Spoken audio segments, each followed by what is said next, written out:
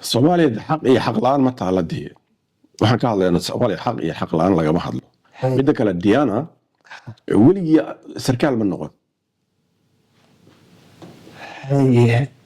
Diana waxa weeye ciidamada Mareykanka u shaqeeya calooshooda u shaqaystayaasha ayuu ka mid ahaa oo haystay oo aabihii baa haystay ciidamadaas marka wuxuu ahaa aabihiisa jeneraal mu ahay marka ma garanayo wuxuu ma ahay jeneraal ma ahay wuxuu ahaa ma aqaan laakiin nimankan waxa waaye waa familkooda kontraad waxay ka qaateen CIA-da iyo Mareykanka iyo Imaaraadka kadibna waxa weeye ciidamo samaysmeen la dagaalanka argagixisada loogu talagalay weligiina sarkaal ma noqon weligiina sarkaal ma noqon waa gartay marka ayaan daradee waxaa la mid ah ninka kaloo waa badan yihiin kan booliska haystaa la mid ah weligii sarkaal ma noqon kee booliska haysta booliska Soomaaliya asiga waa asadiyaa kaloo kasii horeeya xataa oo wasiirka u dalaacay weligii sarkaal ma noqon asalaamu calaykum waraxmatullaahi wabarakaatu soo dhawaada khiyaarta sharafta leh idil ahaantiina meel walba adduunka ka joogtiin sidaad u jeediin maanta waxaa nala joogo sargaal Soomaaliyeed sargaal soo dhawo maanta wareysiga hore waa ka duwan yahay xere ciidan ayaa joognaa bal soo dhawow bal nooga sheekay sidee ciidamadii kacaanka aad ugu biirtay maxaase kugu dhiirigeliyay in aad askari noqoto bismillah alxamdulilah rabbi alcaalamiin allahuma salli wasallim caleyh runtii Soomaalida hadda joogto u malaynayo inay mataqaanaa maadaama burbur badan dhacay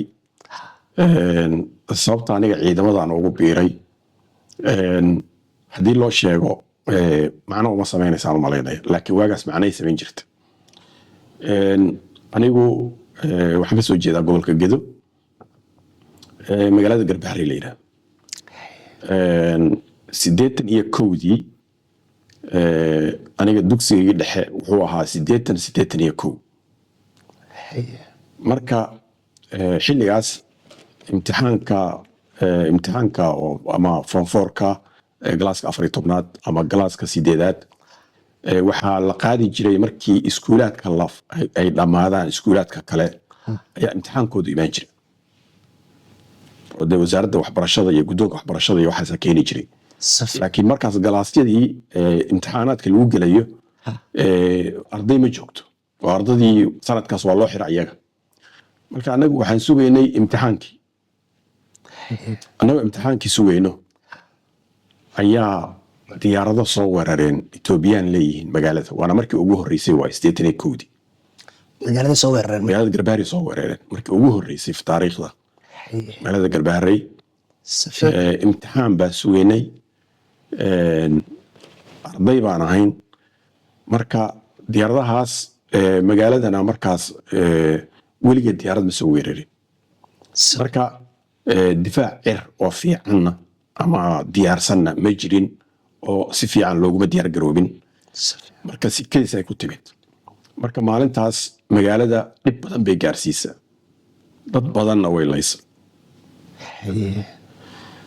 marka anigu marka dagaalada waan maqli jirnay Ethiopia iyo Soomaaliya isdirirta iyo waxaan ku arki jirnay wax la documentary baa la jiray wasaaradda filmaanta Soomaaliya ay sameyn jirtay ayaa Ethiopianka looga sheekeyn jiray iyo riwaayado ayaa looga sheekeyn jiray dadka macruuf ah laakiin markaas waxaan u aragnay cadawtinimada Ethiopianku markaas bay aad ii taabatay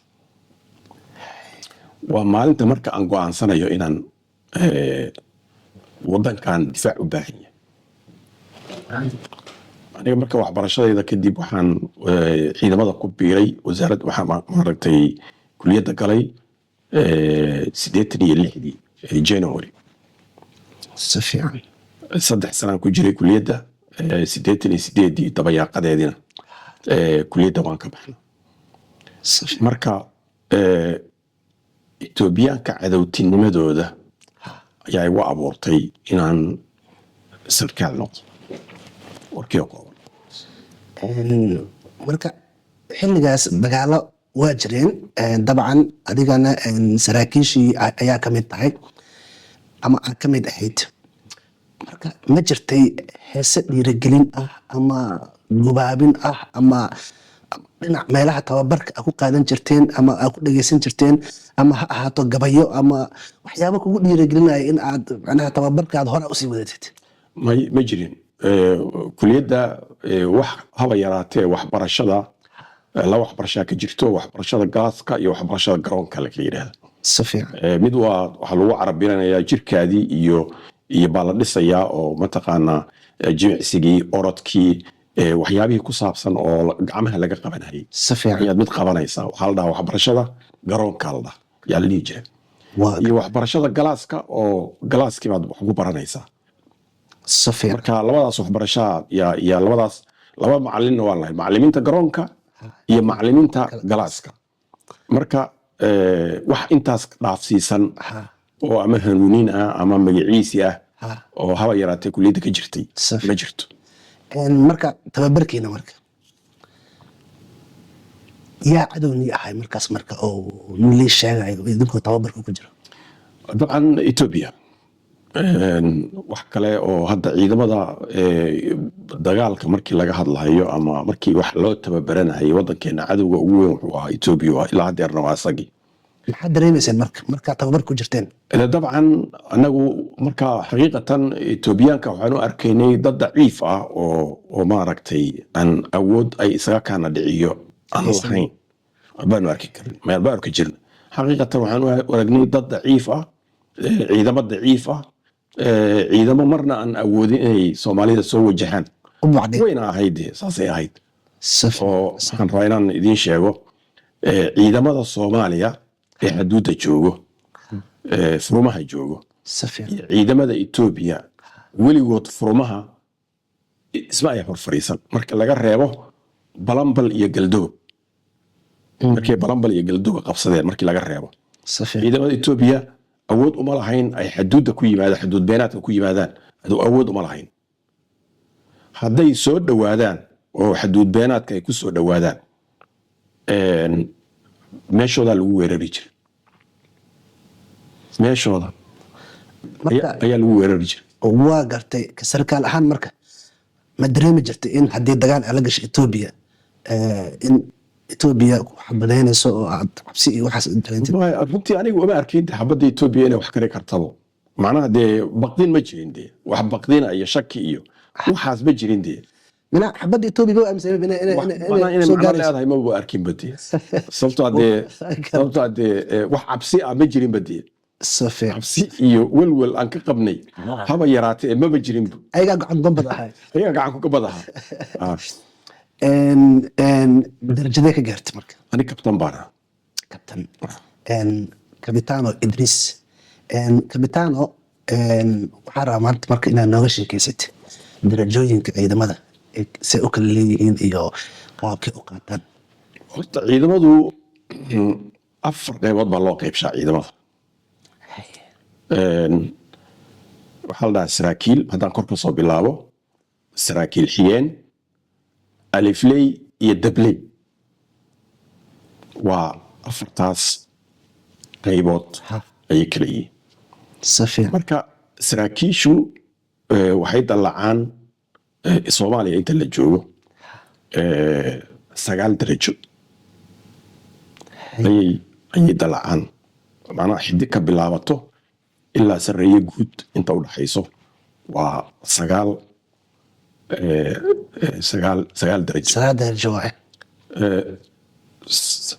ha 9 3 iyo 3 iyo 3 waay. ha 9 darajo waay. 3 iyo 3 iyo 3 waa gartay. askarta kale waxaa waaye markii laga soo tago dable waxaa waaye waa 6 saraakiil xigeenka iyo alifleyda ayaguna 6 darajo dalcaan, alifle ilaa 3 alifle, xarigle ilaa 2 xarigle. marka alifle markii laga reebo inta kale waxaa la isku yiraahdaa saraakiil xigeen. oo ninku markuu 2 alif gaaro waa nin mas'uul ah waay. 2 alif la markuu noqdo si fiican mas-uuliyad buu qaadi karaa ilaa xad buu qaadi karaa. Marka saasay marka darajadu ay u sababtoo ah maalan xidig leh iyo 3 xidig leh khibrad markii laga reebo badanaa cilmi badan isma dheero. oo ninku kuliyad bay ka soo baxeen waxaa laga yaabaa mid inuu degdeg ku dallaco oo shaqo uu qabtay darteed uu 3 xidig la noqdo. si fiican midna laga yaabo inuu weli xidig la yahay. marka laakiin 3 xidigladu mas-uuliyad bay u kordhisay laakiin uma kordhinayso cilmi markii laga reebo khibrad. si fiican laakiin markii uu ka tago halkaas uu ka tago uu noqdo sarkaal ama sarkaal sare uu noqdo gaashaan leh markuu noqdo marka waa in markaa tababar kale la siiya oo tababar dheeri ah si fiican in la siiya waa kuliyad loo diriyaa iyo magaciisa loo diriyaa sababtoo wuxuu ka baxayaa saraakiishii hoose ayuu ka baxayaa wuxuu gelayaa khaanada saraakiisha sare oo mataqaanaa sare u tegaya. si fiican ninka mijir markuu yahay waa sarkaal sare waay. goormee marka qofka gaashaan le oo noqon karaa marka intee muddo u dhexaysa? muddada darajooyinka horta waxaa waaye dhowr siyaabood baa lagu bixiya yaa lagu gaaraa darajada. si fiican darajada mar waxaad ku dallacaysaa waqti inaad dee muddo intaas la eg soo shaqaynaysay marka waxaad xaq u yeelanaysaa inaad dallacdo. si fiican midda labaad kale waxaa waaye inaad shaqo aad qabatay ama dhiiranaan aad la timid lagugu dallacsiiyo abaalgud. si fiican waxaan abaalgudka la yidhaahdo abaalgud aad mutaysatay in lagugu siiyo iyadana waa mid kale. midda saddexaadna waxaa waaye in tababar aad gashay ama waxay doontaba ha ahaatee tababar dheeri ah oo aad gashay in aadna aad lagugu dallacsiiyo iyadana markaas ama dagaale iyo wax laga qabay dagaalka wax kale waay. waxaan ka hadlaynaa inta nabadaan ka hadlaynaa. si fiican dagaalku asagu waa wax kale. meesha waxaa waye ciidamadu labo xaaladood bay ku sugnaadaan ciidanku. si fiican ciidan la yidhaha xaaladda nabadgelyada iyo xaaladda dagaalka 2 xaaladood waay. labada xaaladood mid waxaa loogu diyaargaroobaa dagaalka xaaladda nabadgelyada. si fiican waa loogu diyaargaroobaa dagaalka oo askariga waxaa loo diyaariya dagaalka. inta uu nabadda yahay wuxuu baranayaa taatikadii tababarkii maxaan ku rahaa cilmigii maxaan ku rahdaa dishibliinkii hogaansanaantii dulqaadashadii waxaasuu baranaya inta uu nabadda yahay. si fiican marka xilliga dagaalkana waxa waaye dee waa xilli dagaal waay isaga waa gooni waay sharuuciyo iyo nidaam iyo wuxuu leeyahay gooni u leeyahay. qofka marka gaashaanle ma waxbarashuu ku gaaraa mise dallacsiin hal mar asigoo oo xidigle ahaa gaashaano laga dhigi karaa? maya lama bootin karo qofka intuu maahan jarakabooda maahan waxaan jarakabooda oo la boodaya meeshaan ma jiraan waxa Soomaaliya ka jira ka sheekeynaysaa maahan Soomaaliya waxa ka jira wax maahan. waxa way qofka xidigle hadduu yahay waxa kaliya u bannaan waa inuu xidig labaad qaato. maahan ma taqaanaa guriga dushaan kasoo gelaya maaha. si fiican xidigluu noqonayaa saasuu ku soconaya.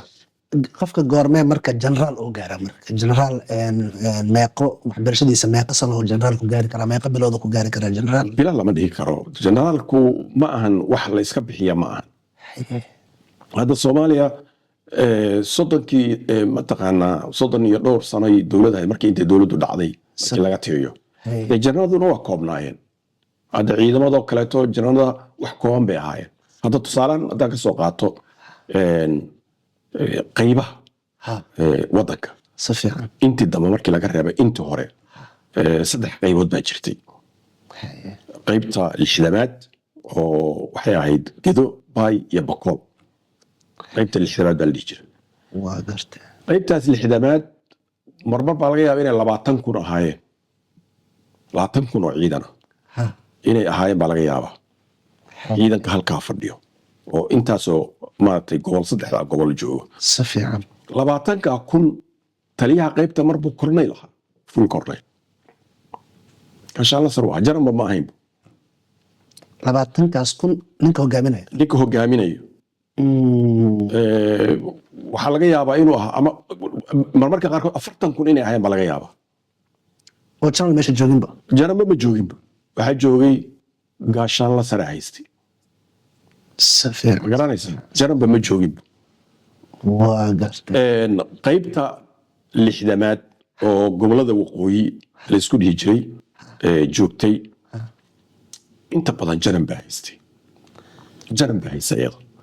qaybta 21aad waa gobolada dhexe. safiir by the way, qaybta ugu badan ugu xoog badanna way ahayd. labadaas qaybood baa ugu xoog badnaa, qaybta 16aad ha iyo qaybta mataqaanaa 21aad. marka qaybta 21aad marmar baa waxa laga yaabaa inay ahaayeen 50 kun ama 40 kun. hal janan baa haystay, hal janan waxaasoo dhan. sababtoo dagaalkii balambal markii etoobiyaanku ay kusoo qaadeen balambal, ha weerarka kusoo qaadeen ha iyo galdogob, oo ay rabeen inay meeshaan sebenka u ego soomaalida gobolada dhexe inay ka jaraan oo wadanka soomaaliya ay qabsadaan ay ku taameen. qaybta lixdamaad, qaybta 21aad ciidamada ugu badan ee soomaaliya marka meeshaasaa la geeyey. haddana laba janan baa joogay, cafwan laba janan baa joogay. janan howlgelinta la yiraahdo iyo janankii xukumay marmar buu jooga mar inta badan, laakiin taliyaha qaybtaa joogay. laakiin mar waxaa jirtay markii meesha dagaal xoog leh uu ka jira maaragta, markaasoo macna markaas waxaa imaan karo janan kale okay. oo wuxuu qabanayaa howlgelinta la dhahaa. marka isagu wuxuu u dhaxaynayaa madaxweynihii, wasiirka gaashaandhigga iyo taliyaha ciidamada jananka haysto ayuu u dhaxaynayaa. marka wuxuu ka shaqaynayaa waxa taakula ah iyo amarada guud ayuu asagu markaa bixinaya. channel marka intee in la eg oo qofka darajada channelka generaalku gaari karaa? janan wuxuu ku gaari karaa sidiisaba jananka mar waxaa lagu bixiyaa mataqaanaa waxbarasho, khabiirnimo. sidiisaba kama soo harto janan khabiirnimo kama soo harto, ama waa nin khabiira inuu yahay ninka jananka noqonayo. jananku waa saraakiisha sarsare waay oo wadan leeyahay. marka waa nin soomaalida markay dadka yidhahdaan birta calashaday, waa nin birta calashaday waay ninka jananka markuu noqonayo. soo maray intaasoo howlgelina, soo maray intaasoo tababar ah, soo maray intaasoo howlgal ah, soo maray intaasoo tababar iyo koorso ah. garanaysaa aad iyo aad mataqaanaa ugu xeel dheeraaday. ilaa 9 bilood oo kale hataa 12 sana ka hadlayna, 15 sana ka hadlayna, 15 sana ka hadlayna anaga. jananka waxaan ka hadlayna 15 sana ka hadlayna, 15 sano baanu ka hadlayna. waa garta 15 sano 20 sano baa laga hadlaya janan. markii laga hadlayo inuu janan noqdo, sareeye guuto inuu noqdo jananka koobaad. dikreeto ku noqon karmaya qofka generaal? dikreetada macnaheedu waxaa waaye sidiisaba jananka waxaa bixiya madaxweynaha bixiyo. wadankan hataa filan adduunka oo dhan waay madaxweyne unbaa bixiyo. dikreeto ku noqonaya jananka. marka qaabka marka madaxweynaha ku siinaya nin oo 3 alif ama 2 alif ah ma soo bootin karmaya? acuudu billaahi min ashar. war xataa alifle iyo waxa laga hadlaya maxay tahay? alifle saraakiil baan ka hadlaynaa. saraakiisha waxaan ku yiri waa 9 darajo waay. si fiican. 3 ka mid ah waa janano, 6 ka mid ahna waa saraakiisha kale. xidig leh ilaa gaashaan la sare, macnaha xidig leh, 2 xidig leh, 3 xidig leh, gaashaan leh, gaashaan la dhexe, gaashaan la sare. intaas qofku wuxuu ku gaari karaa 15 sano, 20 sano ayuu ku gaari karaa. si fiican. marka intaasoo la fiiriyey iyo howlkarnimadiisa ayuu marka generaalku noqon karaa. sabab generaalku waxa waaye waa ninka hogaaminayo waaye ciidanka. engineer haddaan ku weydiiyey marka waxaa dhowr jeer arkay generaal qofka saa ku salaamaya, gacanta ku salaamaya, qof caadi ah ama xildhibaan ha ahaado ama qof oo saaxiibkiisa ha ahaado ama madaxweyne ama goboleed ha ahaado ka waran arrintaas bayt gacanta waa la isku salaami karaa. Jananku waa bini aadam waaye. safi Jananku waa qof caadi ah Safi. markuu labisan yahay. Ha. qof caadi ah maaha markuu labisan yahay. si fiican waxaa ka hadlaya waa janar labisan Jananku markuu labisan yahay anshax baa jira dee. Hay, anshax baa jiro. safi anshaxa waa inuu ilaaliyaa waaye. Jananku sidiisaba qof wuu gacan qaadi karaa, wuu salaami karaa soo labisan isagoo labisan. Hay. laakiin ciidamadu Ha. 90% salaantoodu ma aha gacanta. salaantoodu gacanta. salaantoodu waa salaan oo la isu saaro waaye. looguma teega in la istaataabtay iyo in la isu rooro iyo in xabadka la isgeliy iyo waxaas ciidanka dhaqankiisa ma aha. Okay. ciidanka dhaqankiisa janaraal labisan ka waran marka hadduu qof xabadka geliyo wax la garan kara ma aha. waxaan fahmayna ma aha. waa mooryaannimo waaye. janan ma aha. kaas janan ma aha. maa horeed waxaa u jeeday janaraalka guud ciidamada qalabka sida ee Soomaaliya janaraal Odawaa oo hab siinayo ama xabadka gelinayo madaxweyne kamid ah maamul goboleedyada oo weli aan dareemayo inay qaraabo dhow yihiin xabadku geliyay darees ciidan wuu watay marka waxaas wax adduunka laga yaqaana ma ahan. ciidanka sidiisaba waxa la ilaalinaya ciidanka waxa la ilaalinaya qofka ma ahan. safiin waa darajada waaye. waxa la ilaalinayo ma ahan qofka, waa darajadana la ilaalinaya. okay ha okay darajadan maadaama la ilaalinayo waxa weeye ayadu mar had iyo jeer maadaama calankii waaye. darajada waa calankii wadanka labiskii wax oo dhan labiskii awalajid. iyo wixii wadankii awoodii wadanka. marka laga saaro marka qoyskaada la joogtid dee marka qoyska la joogto waxa doonta samee. laakiin dharka ma wadatid dee. ha ma dharka ma wadad. Saf- markaad labisan tahay ha waxa waaye qofka xabad baan saaraya waxaas waa sheeke bareley waaye. waa mooryaannimo waaye. engineer marka haddaan ku weydiiye marka waxaa jirtay gabar oo ingiriiska inay ka timid aan jeclahay oo dhinacaas ay wax ku soo baratay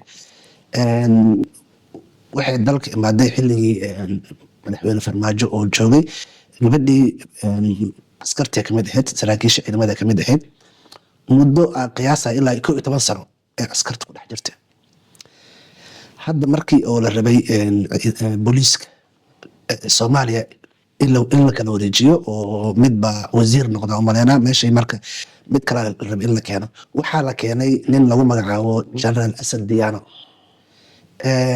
isagana kolley ciidamo ku jiri jiray oo ciidan ugu haystay dhulkaas iyo markuu Boosaaso iyo Bari iyo meelahaas uu joogay marka laakiin dadka badanaa waxay sheegaan 11 sano ee ciidan ku dhex jirtay ayadaa kaga xaq lahayd in booliiska ay noqoto marka arrintaas ka waran Soomaaliya xaq iyo xaq la'aan ma taala dee. waxaan ka hadlaynaa Soomaaliya xaq iyo xaq la'aan lagama hadlo. Hay. midda kale Diana weligii sarkaal ma noqon. Hay.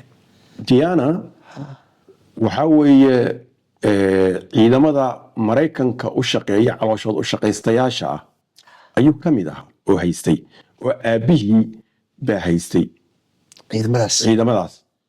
marka wuxuu ahaa aabihiisa jenaraal mu ahay marka ma garanayo wuxuu ma ahayn janaal ma ahayn waxa ma ahayn wuxuu ahaa ma aqaan. laakiin nimankan waxa waaye waa familkooda kontraad waxay ka qaateen CIA-da iyo Mareykanka iyo Imaaraadka kadibna waxa weeye ciidamo samaysmeen la dagaalanka argagixisada loogu talagalay weligiina sarkaal ma noqon. weligiina sarkaal ma noqon. waa gartay marka waa ayaan daradee waxaa la mid ah ninka kaloo waa badan yihiin kan booliska haystaa la mid ah weligii sarkaal ma noqon. kee booliiska haysta booliska Soomaaliya asiga waa Asad Diano kii kaloo kasii horeeya xataa oo wasiirka u dalaacay oo wasiirka u dalaacay Hay. weligii sarkaal ma noqon. marka nimankan weligooda sarkaal noqonin marka iyo saraakiishii oo intaasoo sano ama soo tababartay oo kuliyadaha ku jiro ileen Turkish Som iyo meelo badan oo hadda Mareykanka taa kuwa tababaray meesha marka kuwa badan oo ka xaq lahaa jira isleedahay marka xaq kama hadlayna dee Soomaaliya xaq ma taala dee. Soomaaliya xaq yaala.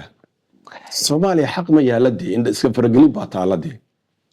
isbaaraa taaladii anaa taabsaday waay xasan sheekh waxba uma jirto gabadhiisa inuu beri janan ka dhigo weliba janan sare uu ka dhigo waxba uma jirto dee iyadoo zero up to janan baa laga hadlaya hadda eber